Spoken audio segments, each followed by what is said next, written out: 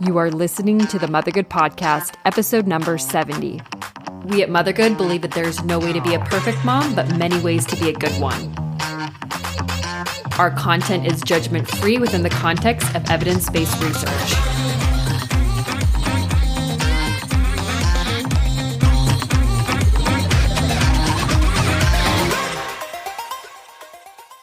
Thanks so much again for doing this, Dr. Howe. I've been looking forward to this for so long, and I admit I'm a little bit nervous because this is kind of a very controversial subject, but I'm so glad that we're doing it because so many moms have been switching from hospital births to home births, and there's just so much, like it's buzzing right now, like it's just all the talk, and it seems like it's all the rage. So I'm so excited that we're finally having this chat. And I obviously, I really admire your practice. I recommend, I'm in Orange County, just like you're in Orange County. I know your practice is in Orange County, and I recommend, everyone that I know to go see you for when they have their baby or they need to have a baby. So, well, that's an honor. Thank you. Thank you so much. I'm excited too. Yeah. So I thought we could start off just by, explaining to everyone a little bit about yourself, talking about yourself, your background, both, personally and professionally. I personally I think it was the hamster story that you always tell. So I love that one. So yeah, if you would just like to tell everyone about yourself. The guinea pigs? Oh my gosh, that's funny. That's right. I can't remember if it was guinea pigs or hamsters. That's funny. And it's interesting. That story was really more, it helped me to understand how a mammal goes through a labor process, but not exactly why I'm an OBGYN. But I did raise guinea pigs and sell them to pet stores, because when you're 8 and 9 years old, $5 a baby is a lot of money when they have like 5 babies, right? Woohoo, $25. Exactly. But I'm from Orange County and grew up in the area.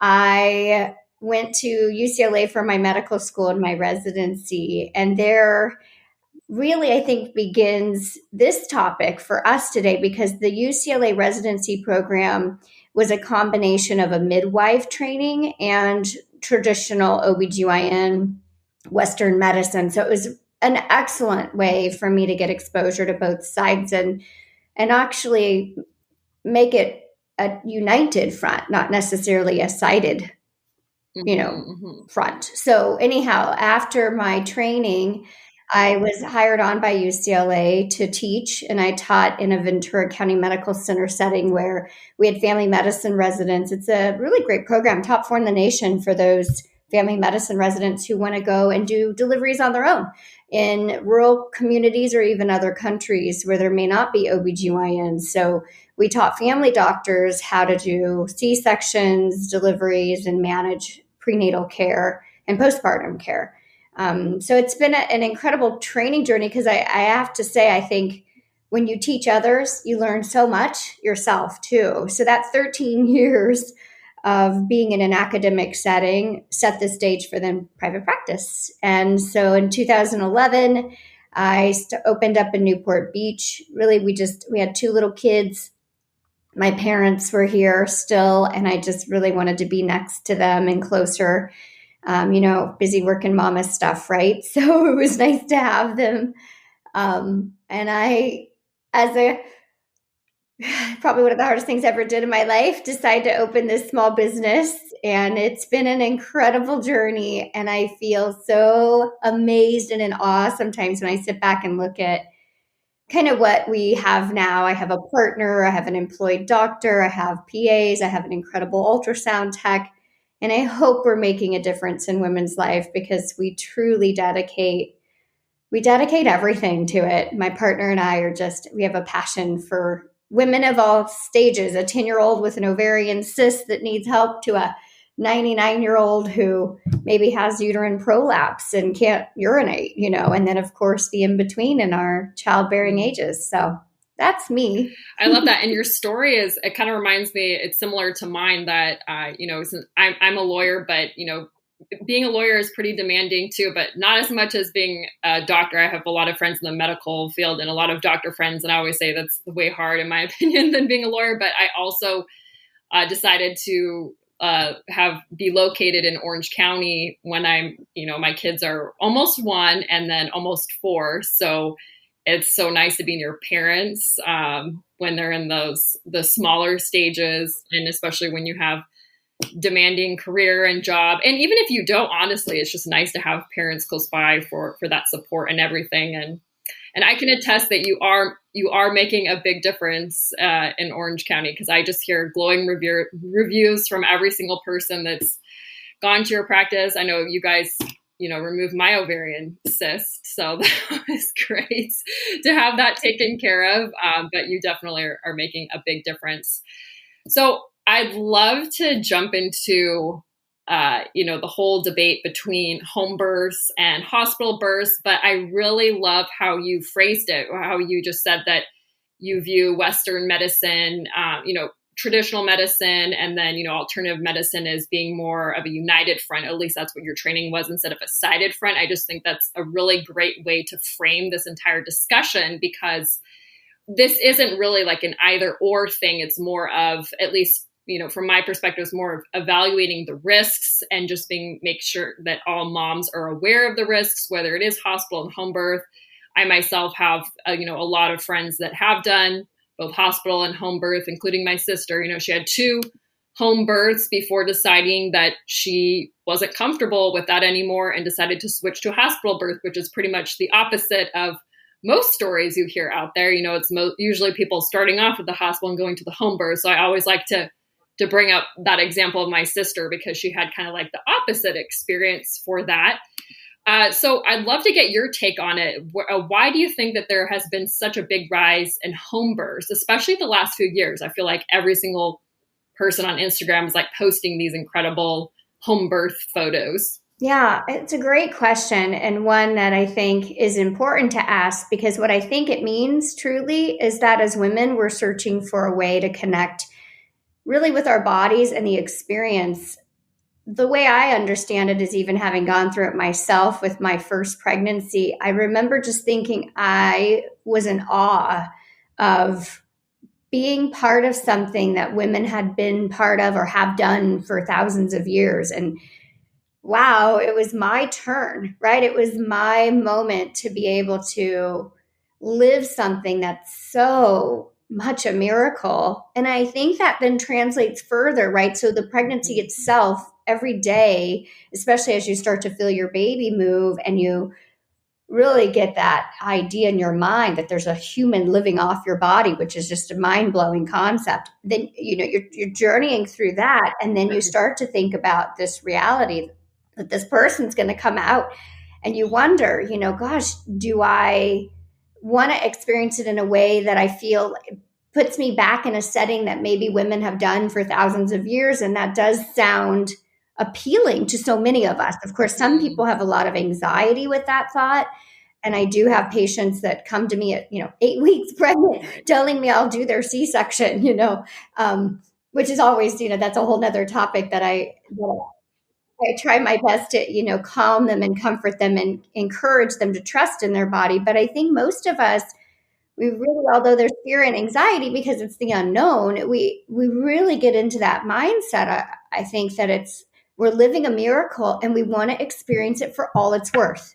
Mm-hmm. Right. And so the idea of doing this at home, I think, has become more appealing, because it seems to me that sort of reaches into that inner feeling that you could be in control of it. You could be allowed to really move through it in a more peaceful, maybe not so rushed or potentially invasive way, that you want to be able to trust in something that you've been born to do, and you want to be supported in that. And I think then, this fear of C-section rates being so high in hospital settings, and maybe feeling like you're going to lose control or the ability to dictate your care, has pushed women into this home delivery. One of my very best friends, who was actually in my medical school with me, had a home delivery. And I remember, we talked a lot about it, and that was, part of the way she thought. So I think it comes from a really incredibly intense place where women just want to connect with this biology, and they want to do it with full confidence that the team around them is going to trust in them. They're not like alone at home. Right. They're at home with a team, right?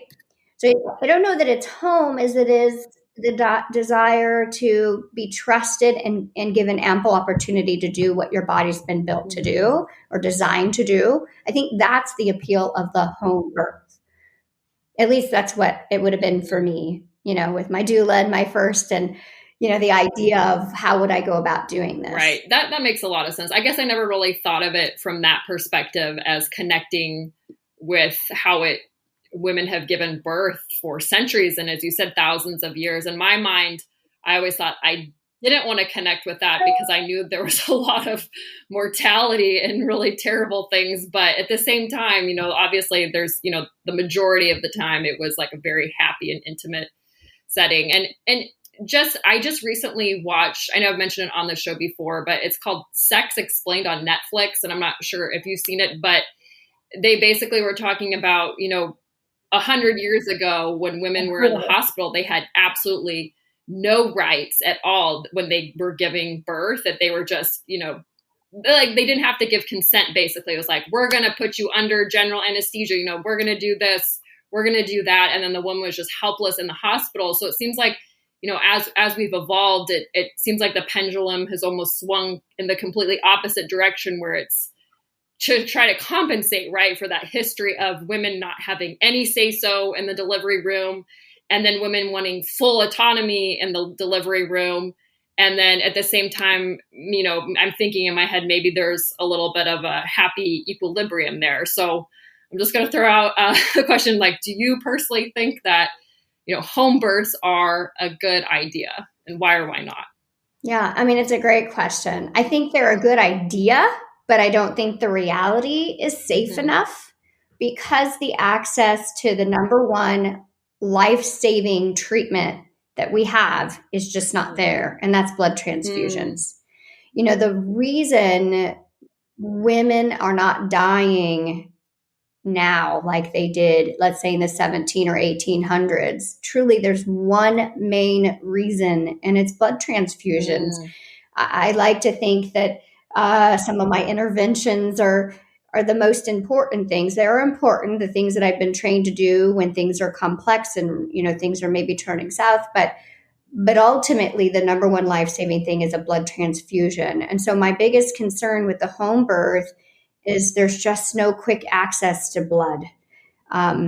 That's the part that really frightens me. I don't think the home birth experience or the idea of it is necessarily something that's frightening or wrong, or, it makes sense to me. As I told you in the beginning, it's more, how can we potentially merge that desire, but yet have an environment that's safe because you have quick access to the tools you need. Unfortunately, in labor, things, when they potentially, and if they, become complicated, it's very quick. These things go quickly and you can't hesitate. That's actually part of really our training, both midwife, certified nurse midwives, and MD or OBGYNs, maybe DOs, but OBGYNs, is that we really have to know when things are quickly turning. You have to, it's almost have this sort of ritualistic way of managing true life emergencies. You don't even think, it's just habit. It's A, B, C, D, and I think in a home setting, it could be frightening. It could take time. There could be delays. And by the time someone gets to the hospital, it could be dangerous for her life, for her baby's life. That's my only concern about a home birth. Yeah. Yeah, that's so interesting about the blood transfusions. I was wondering, I guess in my mind, I thought it was C-section, but it's interesting that you think it's the blood transfusions. So have you ever seen, well, I'm sure you've seen instances of that, like just where blood transfusions were so immediate that if someone who had a very healthy pregnancy, very normal pregnancy, that's basically the thing that saved them. Yes, I've almost done this for 20 years. I started in 2006. I've seen it more times than I can tell you. Yeah.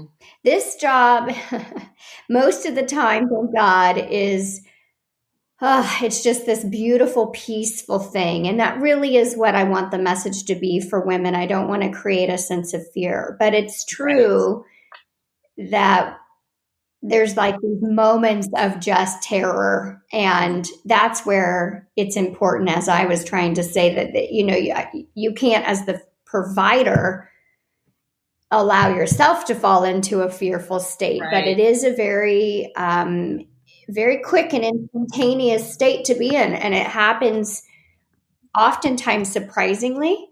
And so, truthfully, yes, I have seen many, many women go from everything's looking great to a sudden emergency. And I've really, in those cases, I've truly, appreciated the tools that I have at a hospital setting to be able to act quickly, help baby, help mother. And I almost hesitate to say it, but I'm grateful that I've had so many near life and death experiences in my job, but I've never lost a patient, and I pray that that is always going to be the case till I retire, that I can say that. I can't even imagine. Right.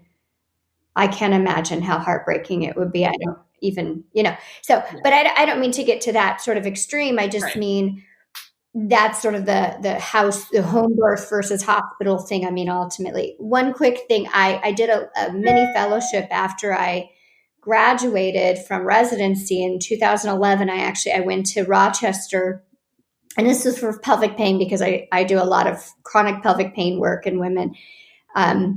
And there's a huge, across the street from the Rochester Hospital, a huge cemetery there.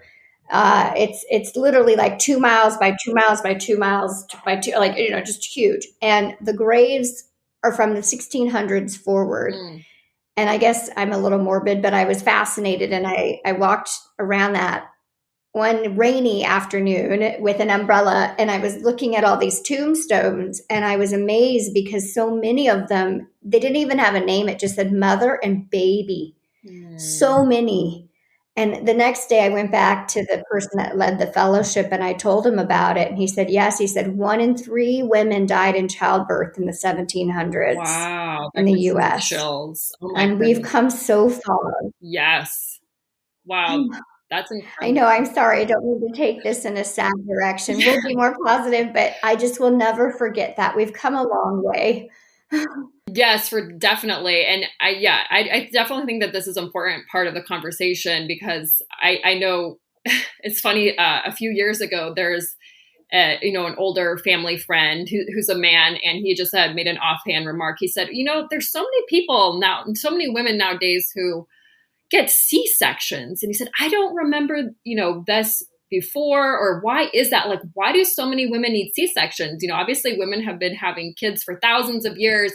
And I just looked at him straight in the eyes, and because he was like, what did women do before then? And I just looked at him, I said, they died, not to be like too morbid. And then you could tell he was taken aback, and he hadn't thought of that. But, at the same time, it's, the whole balancing that you were talking about is like, women have been doing this for thousands of years, we get that. But at the same time, they also have been dying for thousands of years.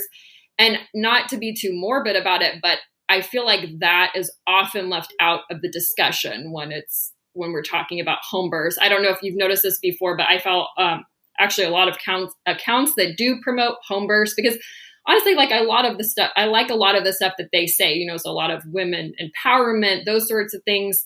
But it almost takes on this new agey factor where when we're talking about fear, we don't really want to bring up fear. And they're all about, don't let fear be the basis of your decision, right? And so they're all like mind over matter, those sorts of things, which are, they're good mantras to have, but at the same time, you have to balance that with what you were saying, the reality. So before I do want to get into the details of, how we can actually have an empowered hospital birth, because I think that would be amazing if we could kind of create the structure that you're talking about of the idealistic home birth in a hospital setting. But before we get to that, I would love for you to just maybe say what can a mom think in her head if she's thinking in her head, well, I don't want the basis for my decision to choose a hospital birth over a home birth to be one of fear, since that really seems to be, the motto of the home birth community.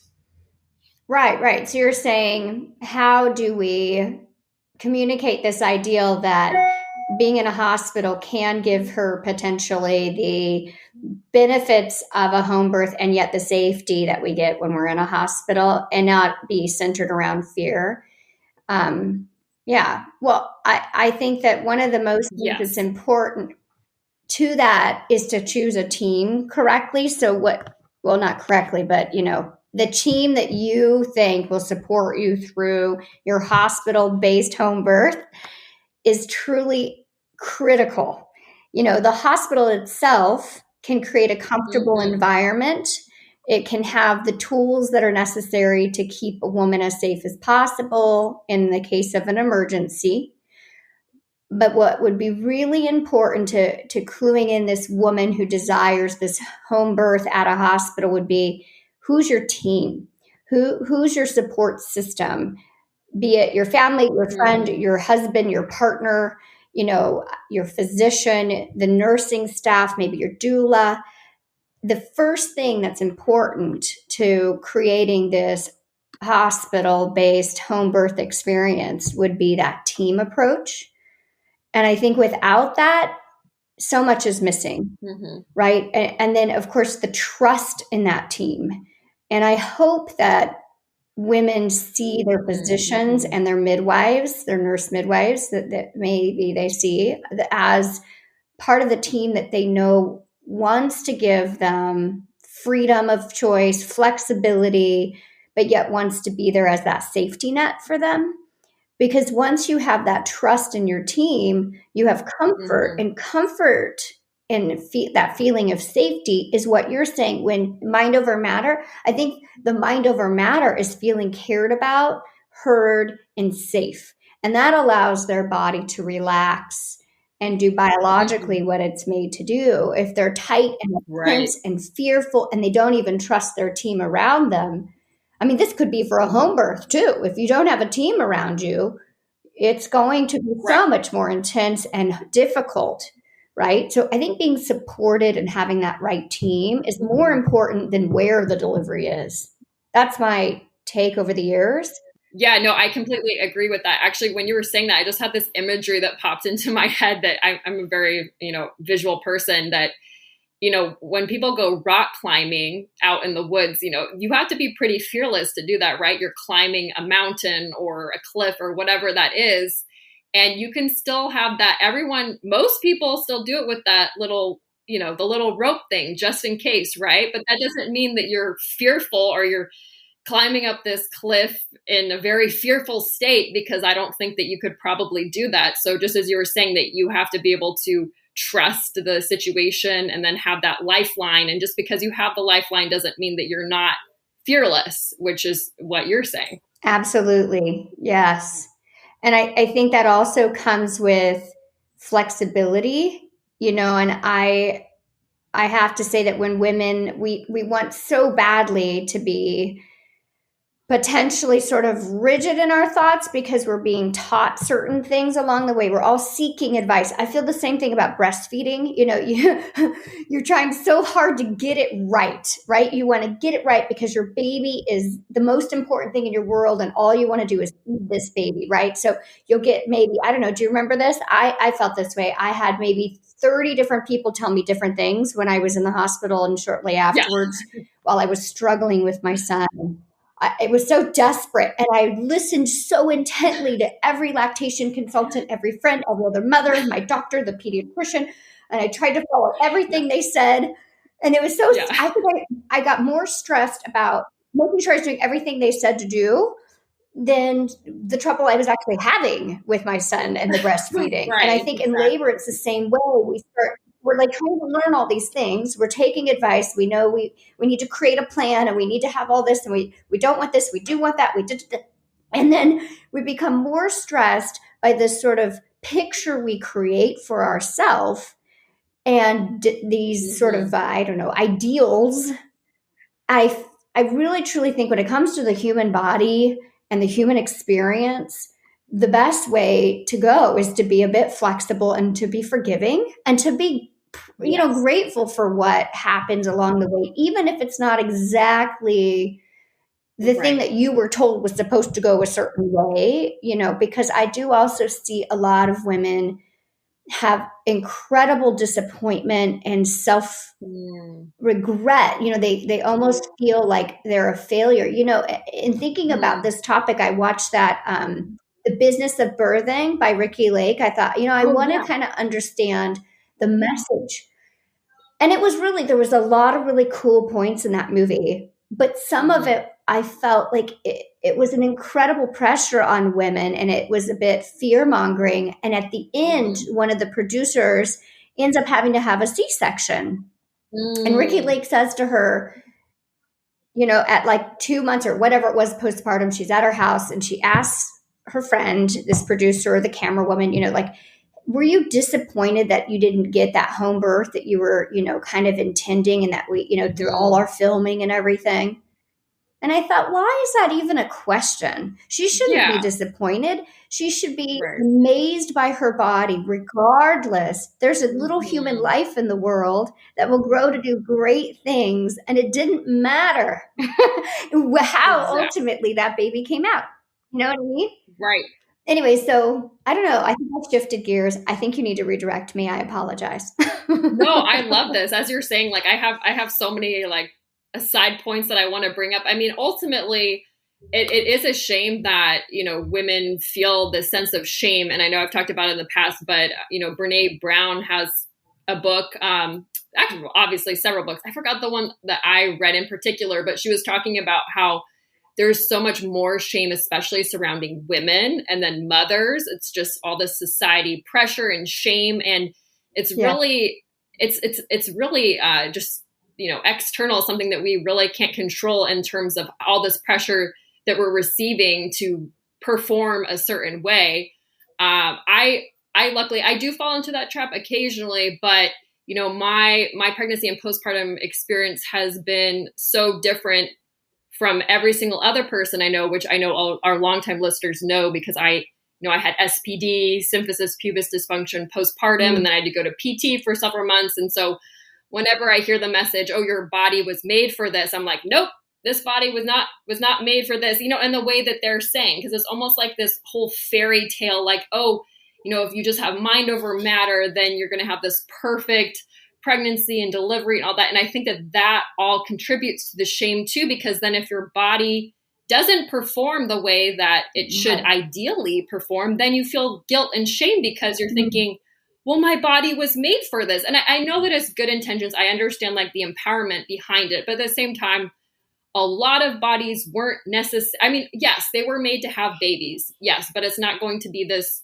well-oiled Cadillac machine for every single person. And that's okay. I've accepted that my body wasn't made for this. Like, I'm not meant to have 10 kids, it's just not something that's meant for me. And I'm okay with that, but I don't think most women are. And it's really sad that we are in this position as a society where there's just so much shame surrounding women and motherhood. So anyway, I could go on that topic and tangent for a long time, but I love to get more into the nitty gritty details of, some reasons, because I did look up the main reasons why women do choose to have a home birth versus a hospital birth. And again, like I do know some of our listeners have had home births, and I do have friends who have home births. So I don't want this to be like, oh, I don't approve personally of it. It's just more of, I think it's really important to be made aware of the risks and benefits. And then also maybe after hearing this, you realize that you can have the experience that you want in a hospital setting, but you didn't realize that was an option. So the first reason that I had, looked up why women want to have a home birth is that they want to give birth without medical intervention, such as pain medication, labor augmentation, labor induction, or fetal heart rate monitoring. So is that something that a hospital can provide too? They can, but there is a degree. And I mean, of course, pain medicine, that's up to the woman, right? So that's something that is easy to allow for. I think when you're in a hospital, the one thing that's going to come up will be that fetal monitoring. However, the good news is it doesn't have to be intrusive per se. And at a home birth with a midwife, they would do a similar thing, which is the intermittent monitoring, right? And ensuring that the heartbeat's okay, listening for that. So we can do that, and we do that frequently at Hoag, at my hospital. We do intermittent monitoring. We also have a really cool Bluetooth, we call telemonitor, where a patient can have the monitor on her belly but be mobile so that she can walk around, be free to roam, and not be strapped to her bed. Oh, wow. Yeah, so there are Bluetooth remote monitoring That's options. really And cool. so usually we just need something like a 15, 20-minute look at the baby's heartbeat. And we do this intermittently. It does also depend where we're at, so meaning if we're in active labor, we're more than about 6 centimeters, things are moving, more quickly. You might want to check in with the baby more frequently than you would, during that latent labor, that part before 6 centimeters that can even take in a first time pregnancy, 18 hours or 20 hours. So not that you'd be in the hospital that whole time, but for the chunk of the time that's the slowest, you can space out the heart monitoring and then sort of pick it up a little bit. But it shouldn't restrict a woman's ability to otherwise be free of intervention, as long as we're assured that our baby is tolerating labor well. I think naturally most. And is that something that a mom would have to ask? Yes. Default is continuous monitoring, but it's always respected that a woman, if she wants intermittent monitoring, can have it at our institution. Okay. So it sounds like if that's, something that mothers are concerned about, that they can have that intermittent monitoring just as they would have at home in the hospital. And then in terms of, the pain medication, I have heard that some doctors aren't as supportive of not having, pain, like epidural or, other pain management drugs, those sorts of things. Is that something that maybe moms should ask around and try to find a healthcare provider who is supportive of those sorts of things? Yeah, I definitely think it goes back to that initial comment, that team thing. Her doctor is part of her team, and it's important to have a fair, honest answer from the physician up front. If a patient truly wants to have an unmedicated birth and, the physician's not honest with her, that they're going to sort of encourage epidurals even when a patient says they don't want it, I don't think that is appropriate in any way, right? So I think if that is a goal, a patient should definitely have that conversation with their physician well before she's at the hospital in labor. I will tell you, most of my colleagues, if not all that I know of in our community, are highly supportive of women and their ability. We know that our patients are able to do this. We've seen it so many times, and it's an incredible feat. But I also feel that that's an individual's decision, and I want to support women in general, whether or not they want an epidural or not, or maybe some minimal anesthesia, maybe just a topical. I love doing like a topical lidocaine gel as she's pushing, as the head is crowning, just to take the edge off a little bit.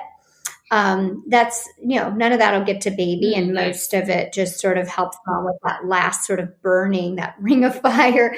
So you could also come up with a variation with enough planning with your physician or your provider. You could come up with a rendition of what pain control means for you, right? It's not just epidurals. I even give maybe Norco or a Percocet when they're, let's say, 3 or 4 centimeters and really just want to take an edge off and don't want a big, strong dose of something like fentanyl, which could make you sort of a little more loopy or feel like you're outside your body.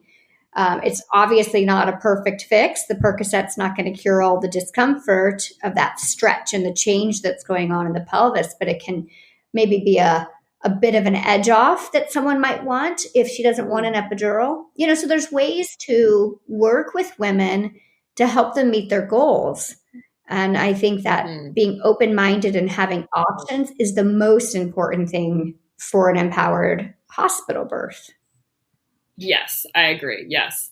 So it sounds like as we're going, I'm just going to quickly read through some of the other reasons that women sometimes choose home births, desire to give birth in a comfortable, familiar place surrounded by family, which we talked about, dissatisfaction with hospital care. It sort of goes back to the team, choosing your team wisely that we have been talking about. A desire for freedom and control in the birthing process. Again, what we've talked about, cultural or religious concerns, lack of access to transportation or lower cost, not really sure about the lower cost there. I guess, I mean, from what I've heard, some midwives are pretty pricey, but I mean, most of these points, it seems like it's going back to this theme that we've been talking about, is choosing your team. And I know that, you're obviously very supportive of women and different things that they would like to do during their birthing experience. But for moms out there, so who maybe it's their first time getting pregnant, maybe they didn't really like their healthcare provider the first time, how would you recommend women going about finding this person? Is it more just like word of mouth and those sorts of things? Because it really does seem like it boils down to who your provider is, right? Yes. I do think word of mouth is critical, and maybe even interviewing, so that even pre-pregnancy, I have people come in for preconception visits and we discuss the way I manage things, their thought process, and even their general health, because so much of the management also depends on maybe things that come with the patient. So what I mean to say is, let's pretend someone's had a myomectomy, a fibroid removed, and this is a major surgery that means they can't labor. That might change the way that you might manage her labor, if at all. Maybe she needs a C-section for delivery, right? So meeting with your physician ahead of time, bringing your personal health with you and potential health risks, and discussing sort of the way that you're hopeful for this future pregnancy and delivery to go ahead of time would probably be the best way. And sometimes it's just trial and error. Mm-hmm. I was talking to my husband about this morning. You didn't marry the first person you dated, or maybe you did for some really amazing people that get to do that. But most of us, it takes a Right. trial and error, Yes. and it's okay. Yes. It's not even necessarily personal per se, that maybe it's just not a good match. Right. That maybe there's a different person for you, for your team during delivery. Mm-hmm. But the most important thing, I think, is knowing that the provider you choose, their biggest intention is to be well trained. They know what the skills are that they need if there is truly Mm-hmm. an emergency that happens, and that they respect you and hear you. So Right. if you've got that in a provider, ideal, and therefore the freedom for the patient to be able to have the delivery she wants is sort of there after, just all hers to be had, Mm-hmm. meaning she's got that background safety net. And now if she has the trust, like we said in the beginning, she can proceed. And Mm-hmm. hopefully with the support of her family and the support group in the room during the majority of her labor, she's successful in achieving her goals. I like that a lot. It's when you're discussing. But it's a little effort. It's going to have to put in. Yeah, exactly. And it's interesting. I have seen some reluctance in a lot of women in quote unquote like firing their provider when they're in the middle of their pregnancy. I'm in a lot of Facebook groups, and I always comment, by the way, to go see you at HM Medical, because when I hear these stories, they're like, oh, well, I'm 20 weeks along, and they're just so hesitant about fire, even if it's a really bad situation or it's just not a good fit. And then I don't get it. I'm like, well, obviously it's not working. I guess it's, it kind of reminds me of when someone's dating, if they have a bad boyfriend, it's like, dump him already. Like, you deserve better, find a healthcare provider that supports your decisions. And so I don't really know why there's that big hesitancy, but if anyone's listening, and even if you're 38 weeks pregnant and you don't like your healthcare provider, switch, go see Dr. Howe instead if you're in Orange County. So I don't really know. I'll put that out there a little bit more to say it may not even be that it's a negative thing. It may be there's just stylistic things that just don't fit. You just don't fit each other. I know that we have a physician in our community who, there's one I know does a lot of C-sections. Her C-section rate's been up to 50%. And so she attracts patients that really, truly just want elective C-sections, and so that's a really good fit for her. Does that make her a bad person?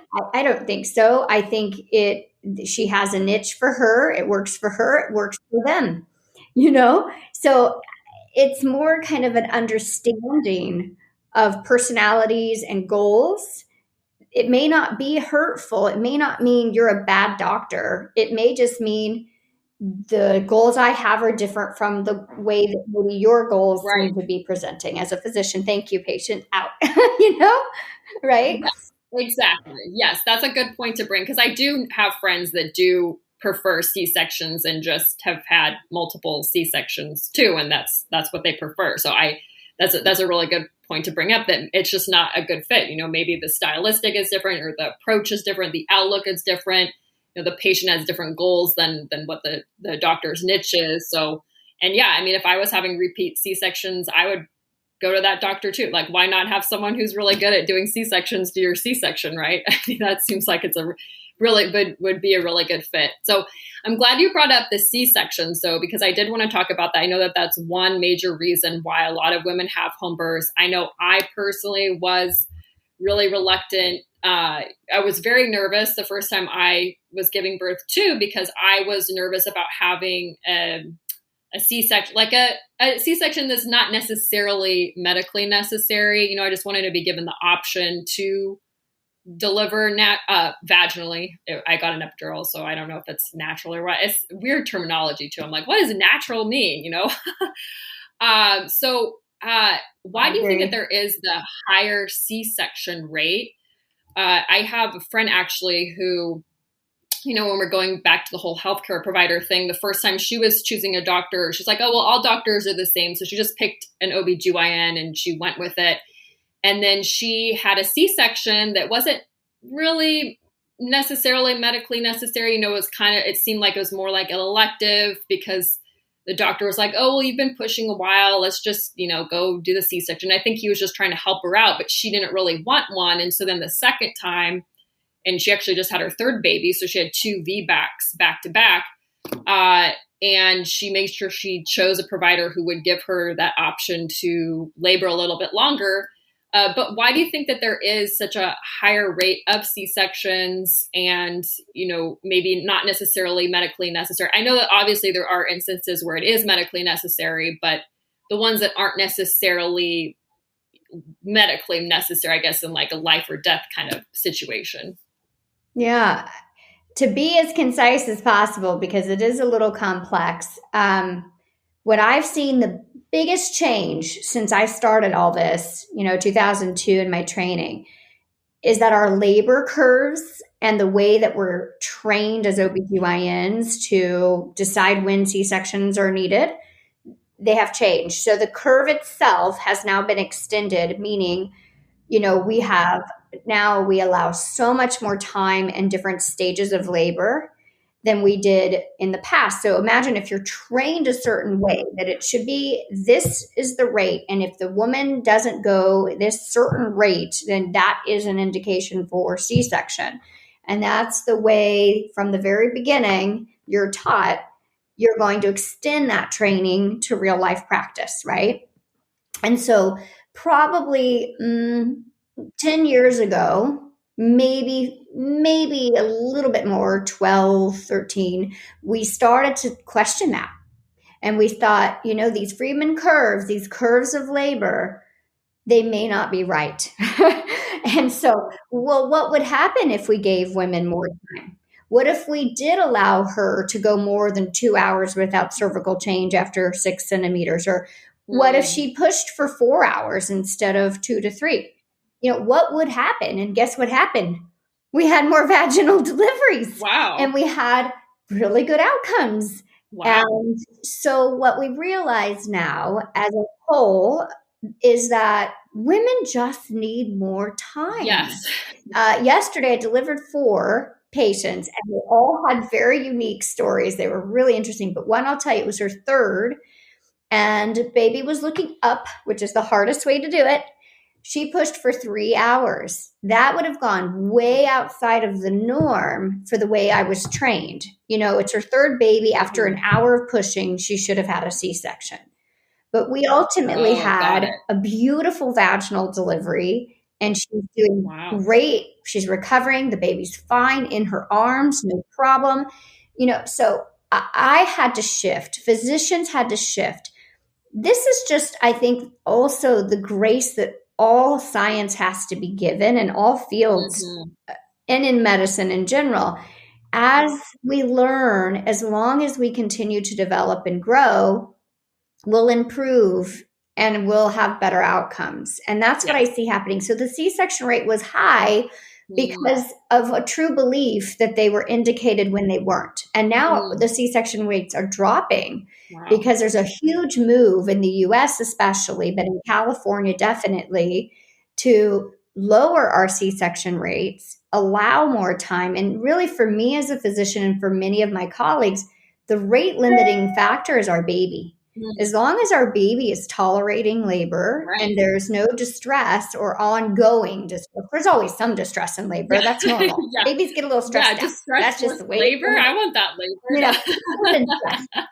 Yeah. Yeah, right. But you know what I mean? As long Yes. as there's no real dramatic suffering for baby going Right. on, Right. you have all the time in the world, you Yes. know. Mm. So I think that people need to know they're going to see these C-section rates go down. They're Mm-hmm. going down now. You know, the rates are lower than they've been because we're learning and we're progressing Mm. and we're getting better at this. Mm. That's good to know. I had no idea about all of that. So that is amazing. I know that you had mentioned that in California that we're doing a lot better than the rest of the country. And also in terms of Yeah, mortality rates.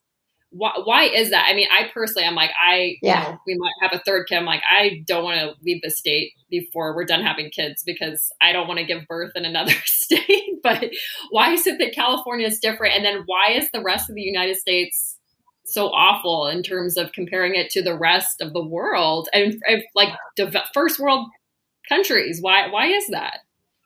I know. It's a really tough question. I've thought about that one myself. You know, I imagine it has to do with resources and the rote training, this sort of, remember I was saying, getting something to be so habitual, going through drills and all that we get as we go through. Here in California, there's a lot of emphasis on maternal health and safe outcomes.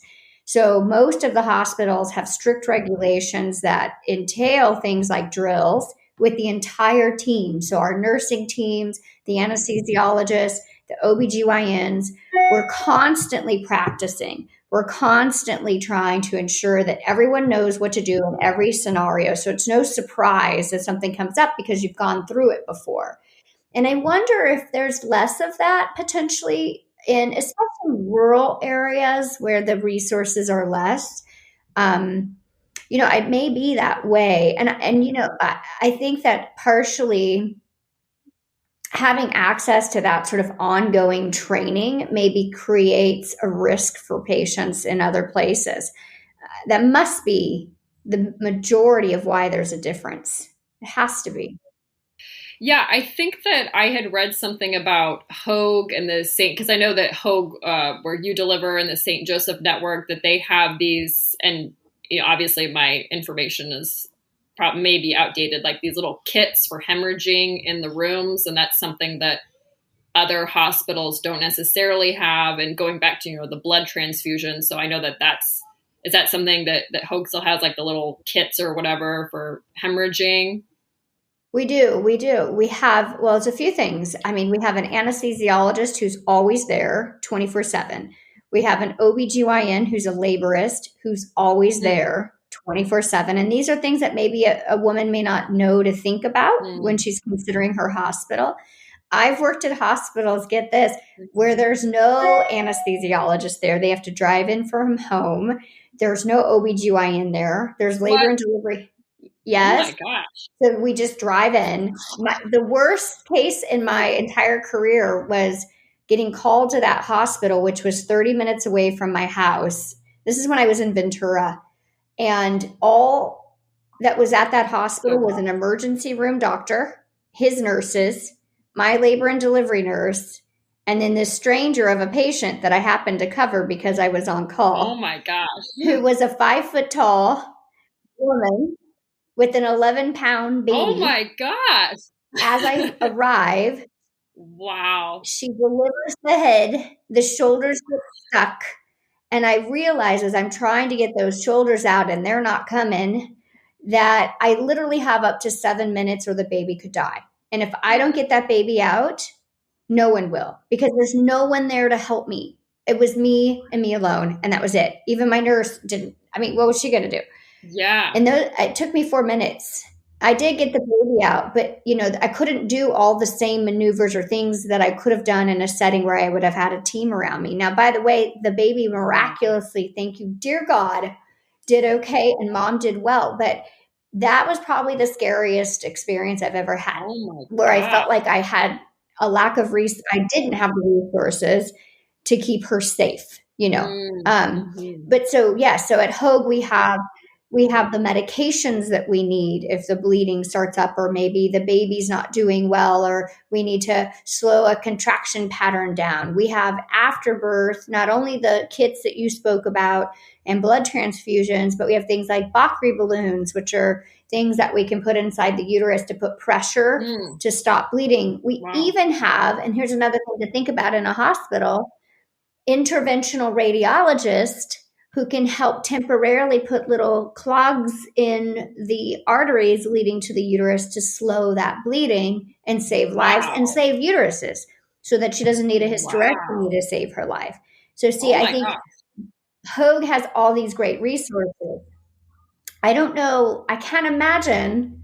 I think probably the major cities on the East Coast and in the Midwest do have these same resources, but I just imagine that the smaller rural towns, just their hospitals don't have the staff and supplies that the major hospitals do. And that's maybe where the numbers are different. Mm-hmm. Wow. That gave me chills. I had no idea that even existed. That's amazing. That's incredible. I can't believe that. Going back to like the rural area, I did want to ask a question, because I have a friend who, she's a nurse. So obviously she doesn't do L&D, but she did that when she was training to become a nurse, because she was thinking about it. And she has some friends that live in a rural area, and they chose a home birth over a hospital birth because they didn't like the hospital. Do you ever think that there would be a scenario where maybe the local hospital isn't that great and it's, maybe better to do a home birth? Or what do you think about that kind of scenario? I know it's kind of hard to say when you don't really have specifics, but. I always think being close to a blood bank is always better than not. So I just think for that, we get right back to that blood thing. Our uterus is a faucet. I mean, when it turns on, let me tell you this, it's like a fire hydrant. Let's not call it a faucet. It's a fire hydrant. If you saw a fire hydrant just out into the sky because maybe it was turned on without the fire hose, that's our uterus. I just think you need to be where the blood is. I obviously, I feel horrible, thinking, and you're right, the scenarios out there that maybe there are places where women aren't comfortable in their local hospital. What do you do? I guess all that what they have to do the most, though, is to, like we said, well, gosh, it keeps coming back. When they're at that hospital, to have the team of people that know them well, that can advocate for them, that can speak up for them, that can continue to sort of protect the ideals that maybe that woman has or her goals, then hopefully at least during that process, she has the best experience she can, but she should be near where the blood is. That's my thought. I love that. Yes. Yeah, because I mean, you could always hire a doula that can maybe be your advocate at the hospital. If, maybe your husband's good. I know my husband's pretty good about being assertive and direct, but I know a lot of husbands just kind of freeze in the delivery scenario. So, if your husband's not good at it, maybe get a doula, or I don't know, your mom or sister, someone who's just going to advocate for you and ask those questions. Because obviously you're not going to really be able to, when you're in distress like that. I know I definitely don't think very clearly most of the time. It's like, okay, fine, whatever you think, it's like not really great in that kind of situation. I know we're running out of time, but I did also want to ask you about the difference between home births in the US versus overseas, because I know that we do have some listeners in Europe and actually some in Israel. It's interesting. So shout out to those people. But I've heard that home births, and I'm not sure how familiar you are with that, but they're a little bit different setup because they're more qualified or something like that. So I'm not sure if you're really familiar with the differences, but I thought I'd just throw that out there just in case you know. Well, with the appropriate training, the nurse midwives in the US versus Europe should be the same. They should have all the same skills, the same abilities to do repairs, to make a call when it's time to go to a hospital versus be able to stay at home. So I think with the right provider who has the right certifications, it should be equal. They are trained the same way, and they do have the same tools that they can bring with them. They have their bags of Pitocin, their fluid, their Cytotec, their medications that are needed, their sutures, the ways that they can keep women safe in that home birth setting. I think the biggest thing is for patients to sort of understand who they're hiring if they decide they are going to have a home birth. It's the same thing as when you're going to have a hospital birth, right? Know your provider. I don't think they should have a false assuredness that just because there's someone that says I'm willing to do a home birth, that means suddenly they know that provider is actually the right one for them, right? On that side of the coin, think about that. That same story exists. That patient should vet out that provider, make sure that the provider has the right skills, training, certifications. And then I think we could be equivalent to what we've seen in the European experience. Truly. I like that a lot. Yes. So, gosh, I loved everything that we've covered. And I just think it's so comprehensive from all the different considerations given. So it sounds like the most important things, just if I could summarize in my own mind, are obviously choosing the provider for you that's the right fit, right? And has the same goals in mind, having that conversation up front, interviewing the provider. So obviously choosing your provider is very important. And then second, also choosing your hospital. Is there anything else that you would like to add that you think would make a hospital birth just as an empowering experience as a home birth? I think knowing that the hospital has comfort measures for a natural, especially unmedicated delivery, which is what I imagine a person who wanted a home birth would want. So knowing the hospital well enough ahead of time, besides the safety protocols that we already discussed, do they have birthing balls? Do they have a shower? Do they have, in early parts of labor, especially that whole idea of bathing and being in a warm tub is so nice. I mean, it really does help take that pain away from that lower sacral spreading and that pressure, so what types of modalities for comfort measures does a hospital have? Do they have squatting bars? Are their beds able to break down so that you can, easily position yourself in ways, that you can respond to your body's needs? Because shifting in labor is critical to kind of getting through some of the painful times where your body's telling you need to move in certain ways, and having the right support system is important during that, because you can, fall and hurt yourself or whatever. So I think understanding the hospital will also be important. So her provider, the hospital, her team, and then of course having her own self prep, so classes ahead of time, especially in the third trimester, knowing that she's starting to understand her own coping mechanisms. One of the things I learned from a midwife when I was pregnant with my husband and I did a really fun 6-week course. Every week we'd go with other couples to a midwife's house, and she did an awesome job just sort of walking us through expectations, and it was really bonding.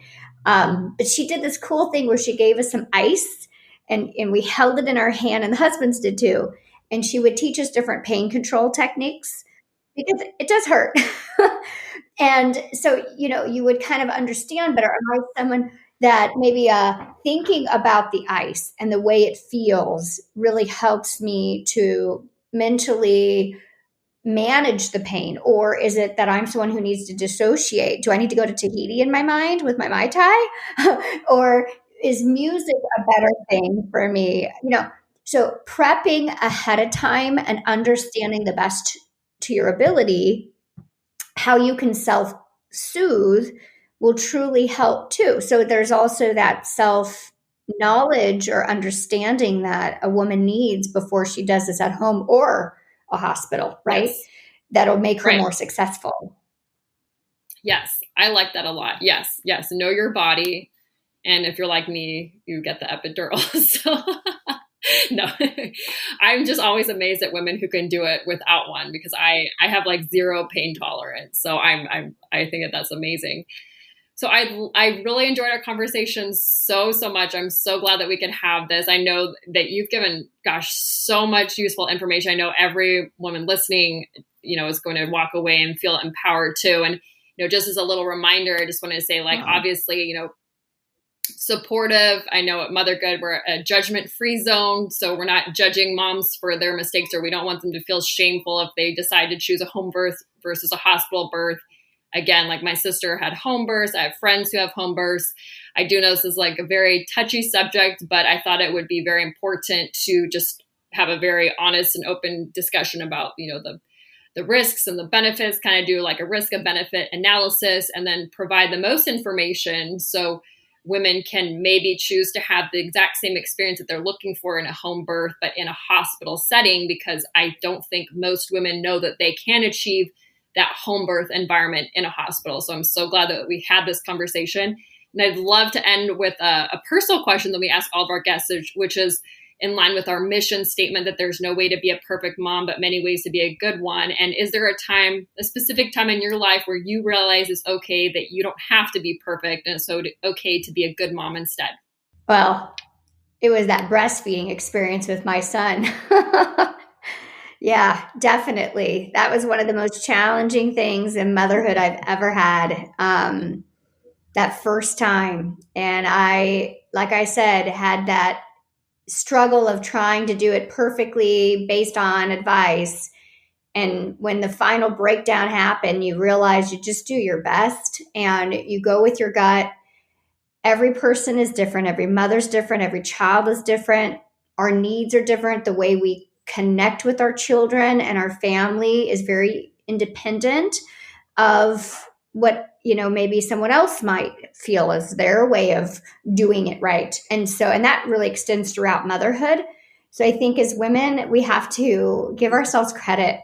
We do what we do for our family out of love, and we really are devoted to our family, our children, and we're all trying to do our best. So we need to build each other up and realize there's lots of ways that we can do it right. And I learned that first time with that breastfeeding experience, and I continue to learn it now with teenagers, 16 and 15. Oh yeah, I'm not looking forward to that stage, but I can imagine it's similar to toddlerhood, but different. So absolutely. Yes, I like that a lot.